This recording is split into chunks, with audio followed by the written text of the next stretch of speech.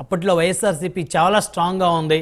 Skill development కేసులో చంద్రబాబు నాయుడు గారి arrest, ఇంకా ఆ రోజు అంతా అయిపోయింది. చంద్రబాబు నాయుడు గారికి ఈ కేసులో నుంచి తప్పించుకునే పరిస్థితే లేదు. తెలుగుదేశం పార్టీ భూస్థాపితం అయిపోయింది అనుకున్నటువంటి ఆ పరిస్థితులు ఏడాది క్రితం. ఆ తర్వాత మళ్ళీ ప్రజల్లో కాస్త చంద్రబాబు నాయుడు గారి మీద సానుభూతి, కొంచెం వైకాపా మీద వ్యతిరేకత, జనసేన, టీడీపీ, బీజేపీ కూటమి కట్టడం. సో సంవత్సరం గడిచిపోయేసరికి ఈరోజు మీరు ప్రతిపక్ష హోదా కోల్పోయారు, కూటమి అధికారంలో ఉంది. ఇటు తెలంగాణలో చూస్తే బీఆర్ఎస్ పార్టీ 100 స్థానాలు వస్తాయి అనుకున్నారు, కానీ చివరికి వారి పరిస్థితి కూడా ఇలానే దైనందినమైనటువంటి పరిస్థితి. ఈరోజు వారి ఎమ్మెల్యేలు గెలిచినప్పటికీ 39 మంది ఎమ్మెల్యేలు వారు కూడా కాంగ్రెస్ పార్టీలోకి ఎవరి దారి వారు సర్దుకున్న పరిస్థితి. అసలు బీఆర్ఎస్ ఉంటుందా లేదా అనేటువంటి పరిస్థితి. సో ఒక అరెస్ట్ 2 తెలుగు రాష్ట్రాల్లో ప్రభుత్వాల మార్పుకు మరి ఇదొక బీజం పడింది అని చెప్పుకోవచ్చా శేఖర్ రెడ్డి గారు? ఇప్పుడు పక్క రాష్ట్రం గురించి నేను మాట్లాడదలుచుకోలేదు. కాకపోతే మీరు ఏదైతే హైదరాబాద్ లో భారీ స్థాయిలో సెటిలర్స్ తెలంగాణ ప్రభుత్వం మీద వ్యతిరేకత చూపించారన్న మాట అన్నారు కాబట్టి నేను మాట్లాడాల్సి వచ్చింది. మొన్న జరిగినటువంటి తెలంగాణ అసెంబ్లీ ఎన్నికల్లో ఏదైతే కాంగ్రెస్ పార్టీకి, అధికారంలో ఉన్న కాంగ్రెస్ పార్టీకి హైదరాబాద్ జిహెచ్ఎంసీ పరిధిలో సెటిలర్స్ ఎక్కువ ఉండేది ఎక్కడండి? జిహెచ్ఎంసీలో ఉన్నారు, ఖమ్మంలో ఉన్నారు. సెటిలర్స్ ఎక్కువగా ఉండేది జిహెచ్ఎంసీ పరిధిలో. మాక్సిమం మీరు చెప్తున్నట్టుగా ఐటీ వాళ్ళు కేటీఆర్ ఈ మాట అన్నాడు అది ఇది అని చెప్పి మీరు అన్నారు కాబట్టి మీరు చెప్పిన దానికి సమాధానంగా ఐటీ వాళ్ళు ఎక్కువగా ఉండేది హైదరాబాద్ నగరమే కదా. హైదరాబాద్ నగరంలో షేర్లింగంపల్లి ఐటీ వాళ్ళు ఎక్కువ ఉంటారు, అలాగే కూకట్పల్లిలో ఐటీ వాళ్ళు ఎక్కువ ఉంటారు. ఆ 2 సీట్లు ఎవరు గెలిచారండి? కాంగ్రెస్ గెలిచింది. జిహెచ్ఎంసీ పరిధి మొత్తం మీద ఎవరికి ఎక్కువ మెజారిటీ సీట్లు వచ్చాయి? బీఆర్ఎస్ కే వచ్చాయి సార్. జిహెచ్ఎంసీ పరిధి మొత్తం మీద బీఆర్ఎస్ పార్టీకి ఎక్కువ వచ్చాయి, నాట్ కాంగ్రెస్. అవును, మీరు చెప్పిన షేర్లింగంపల్లి కాంగ్రెస్ కి రాలేదు, కుకట్పల్లి కాంగ్రెస్ కి రాలేదు. ఇవి మొత్తం కూడా క్లియర్ గా బీఆర్ఎస్ పార్టీకి వచ్చాయి. మరి చంద్రబాబు నాయుడు గారి మీద అంత అరెస్టు సానుభూతుంటే ఏదైతే ఐటీ ఎంప్లాయీస్ ఎక్కువగా ఉండే, సెటిలర్స్ ఎక్కువగా ఉండే హైదరాబాద్ నగరంలోనే మరి బీఆర్ఎస్ పార్టీ ఎట్లా గెలిచిందండి?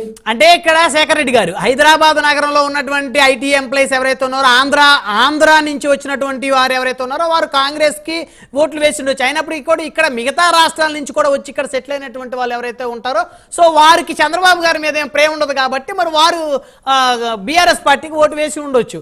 ఖమ్మం తీసుకుందాం, ఖమ్మం మొత్తం కూడా క్లీన్ స్వీప్ చేసింది కదా. మరి అలాంటప్పుడు ఆంధ్ర సెటిలర్స్ వల్ల తెలంగాణలో ప్రభుత్వం మారింది అనే మాట మనం మాట్లాడుకుందాం.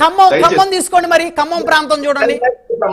ఖమ్మంలో సెటిలర్స్ ఎంతమంది ఉన్నారో, ఖమ్మంలో సెటిలర్స్ కంటే కూడా లోకల్ వాళ్ళే ఎక్కువ మంది. ఇంకో విషయం అంటే ఇంకా చంద్రబాబు నాయుడు గారి కేసు విషయానికి వెళ్లే ముందు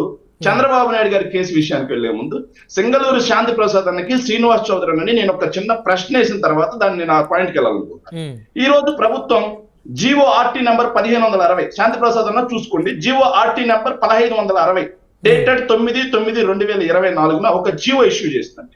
ఏం జీవో ఇష్యూ చేసిందంటే చంద్రబాబు నాయుడు గారి మాజీ పిఏ పెండ్యాల శ్రీనివాసరావు మీద ఉన్నటువంటి సస్పెన్షన్ ని ఎత్తివేస్తూ ఆయన్ని తిరిగి విధుల్లోకి తీసుకోవాలని చెప్పి ఒక జీవో ఇష్యూ చేసింది. అసలు పెండ్యాల సత్యనారాయణరావు మీద ఏదైతే శ్రీనివాసరావు మీద ఉన్నటువంటి అభియోగాలు ఏంటి?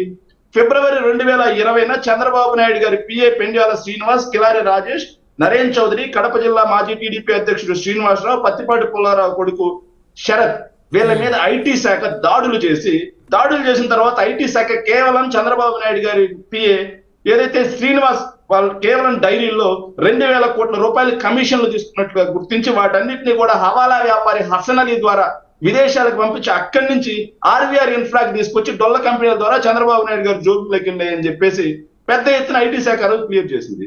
దీని మీద ఐటీ శాఖ చంద్రబాబు నాయుడు గారికి నోటీసులు కూడా జారీ చేసింది.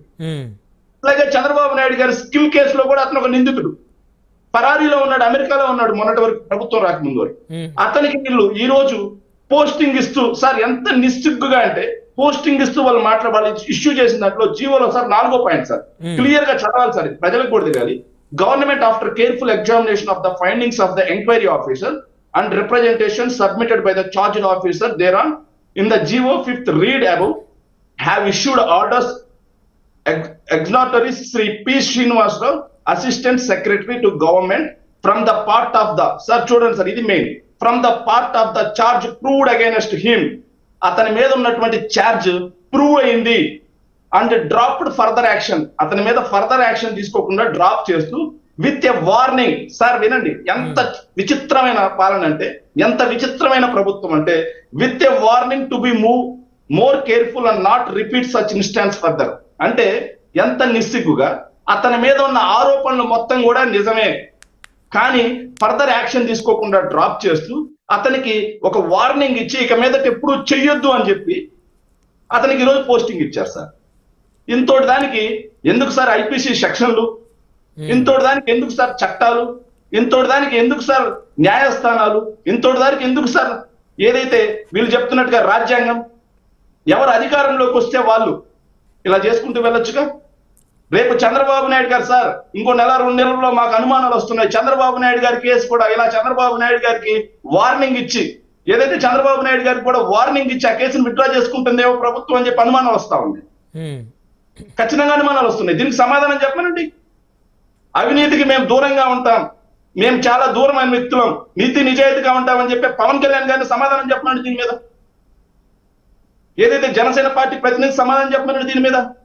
ముందు దీని మీద సమాధానం చెప్పి తర్వాత చంద్రబాబు నాయుడు గారి గురించి మాట్లాడమనండి. మాట్లాడతాం ఖచ్చితంగా.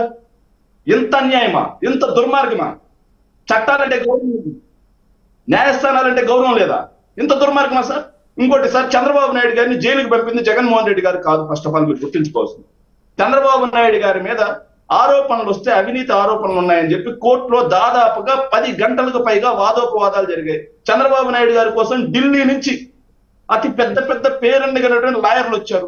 లాయర్లు వచ్చిన తర్వాత ఆయన కేసులో ప్రాథమిక ఆధారాలు ఉన్నాయి అని చెప్పి కోర్టు అతనికి రిమాండ్ విధించింది. ఇంకోటి సార్, సిమెంట్స్ ప్రాజెక్ట్ అని చెప్పి మాట్లాడతారు సార్. సిమెంట్స్ ప్రాజెక్ట్ అనేది పచ్చి అబద్ధం అని చెప్పేసి సిమెంట్స్ వాళ్ళే ఇంటర్నల్ ఆడిట్ లో చెప్పారు. మేము ఎక్కడ కూడా ఆంధ్రప్రదేశ్ లో మేము పెట్టుబడులు పెట్టడానికి ముందుకు రాలేదని చెప్పారు.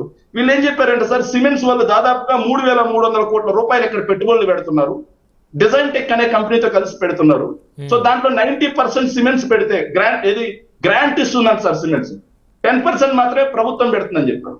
తీరా చూస్తే వాళ్ళు దానికి భిన్నంగా ఒప్పందం చేసుకున్నారు సార్. ఏపీ వచ్చేసి 10% గ్రాంట్ గా ఇస్తున్నట్టు రాశారు. ఏపీ ప్రభుత్వం గ్రాంట్ గా ఇస్తున్నట్టు రాశారు. ఇవి రాసిన తర్వాత ఇంకెంత దర్థం అండి సార్, ఒప్పందంలో భాగస్వామ్యంగా ఉన్న సిమెంట్స్ కానీ డిజైన్ టెక్ కానీ ఒక్క రూపాయి కూడా ఇవ్వకుండా ఆర్థిక శాఖ నుంచి చంద్రబాబు నాయుడు గారు చెప్పారు అని చెప్పేసి ఆనాడు నిధులు విడుదల చేసిన మాట వాస్తవం కదా. ఇలా ఆధారాలు ఉన్నాయి అని చెప్పేసి కోర్టు భావించి చంద్రబాబు నాయుడు గారిని 53 రోజుల పాటు రిమాండ్ లో పెట్టింది. రిమాండ్ లో పెట్టిన తర్వాత ఈ రోజుకి కూడా చంద్రబాబు నాయుడు గారు సచ్చీలురు, ఆ కేసులో పునీతుడు, ఆ కేసులో ఆయనకి ఆధారాలు లేవు, ఆ కేసులో దోషి అని చెప్పి ఏ కోర్టు ఆయనకి క్లీన్ చీట్ ఇవ్వలేదే. కోర్టు క్లీన్ చీట్ ఇచ్చిందిలే పక్కన పెడితే, ఆ రోజు చంద్రబాబు నాయుడు గారు అరెస్ట్ ఏదైతే ఉందో అది ఆంధ్రప్రదేశ్ ప్రజలలో ఒక ప్రభావం చూపింది అనేదాన్ని ఒప్పుకుంటారా లేదా?